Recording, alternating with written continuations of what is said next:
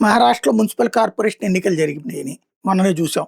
Bharatiya Janata party నేతృత్వంలో కూటమి full ప్లెడ్జెడ్‌గా 2/3 మెజారిటీతో గెలుచుకొచ్చింది. బాంబేలో అత్యవసర మెజారిటీతో గెలిచింది. మొత్తం మీద విజయం సాధ్యమైంది.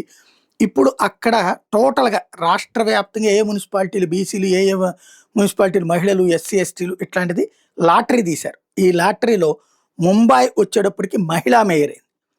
ఓసీ మహిళా మేయర్ అయింది. లాటరీలో జనరల్ మహిళా కేటగిరీకి ఎంపికైంది. దీని మీదన ఒక్కసారిగా ఉద్ధవ్ ఠాక్రే నేతృత్వ శివసేన ఆగ్రహం వ్యక్తం చేసింది.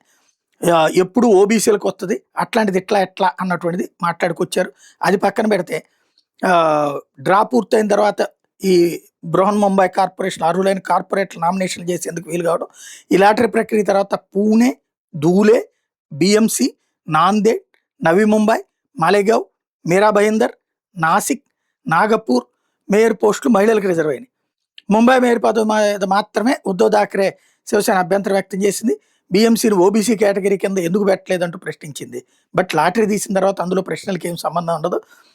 గతంలో 2 దఫాలు ఈ పోస్ట్ ఓపెన్ కేటగిరీలో ఉందన్నారు. ఇప్పుడు మహిళ రిజర్వ్ అయితే తప్పేంటి అన్నట్టు బీజేపీ ప్రశ్నిస్తోంది.